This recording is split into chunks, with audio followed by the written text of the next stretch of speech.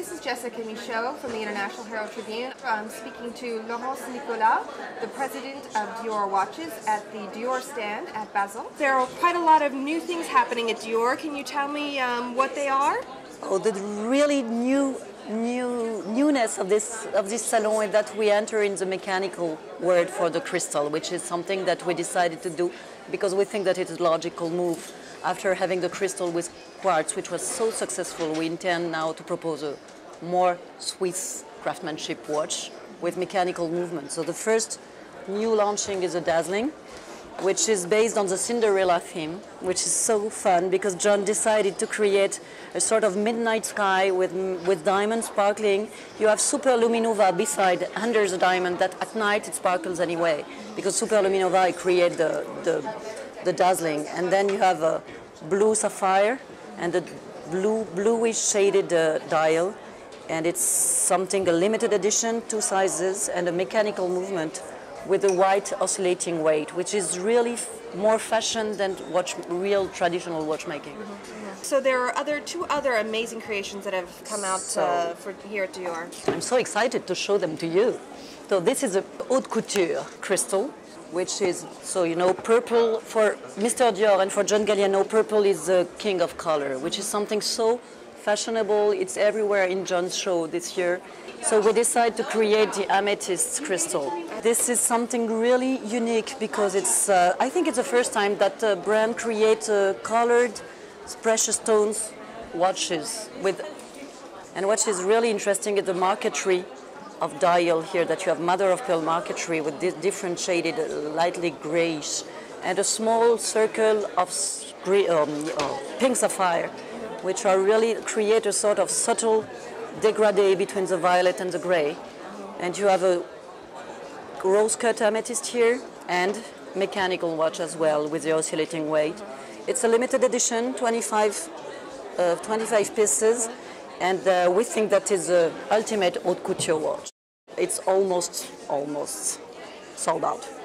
And I hear now as well that Dior is getting complicated with a new complication. It's your first major complication as well? Our first major complication, and it's the grandest complication that we decided to do, which was challenging, honestly. So this is our tourbillon watch.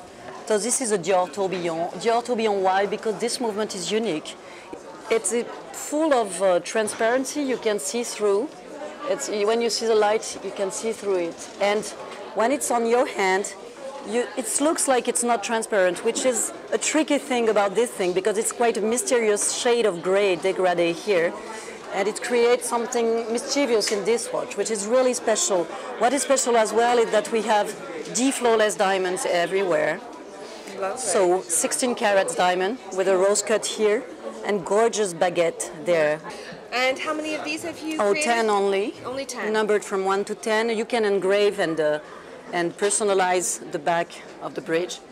And it can be worn by a man or a woman? Both. So is John wearing one? Not yet, because it was delivered 2 days ago from the La Chaux-de-Fonds, and we were so excited to see the first example. You and I have been talking about John throughout this conversation. Yeah. Of course, it's John Galliano who designs the women's collection for Dior. You also work with Victoire de Castellane, who does the fine jewelry for the house. What is it like working with created entities like that to create watches? Because she also does watches for you as well. Yes, she did watches for us. The D de Dior, which is a real success, completely different from the crystal, very discreet and quite classical, like a ribbon watch that you can wear. And what about Chris Van Asch, the new designer for menswear? Are we going to be seeing anything from him? Yes, Chris Van Asch is redesigning the Chiffre Rouge, who was designed by Eddie Slimane, and now Chris is redesigning something very interesting based on the Chiffre Rouge. You will discover that next year. Okay, well, I'll have to wait. Yeah. Just one more question. As a woman in this industry, which is pretty much a male-dominated industry, what do you think you bring to the equation? Fun. What do you think? Fun, I think, and the pleasure to work with other women and to create and to develop pieces for women. I think this is so interesting to think that there is a woman behind that will wear it. So as a woman, I'm really proud to do that.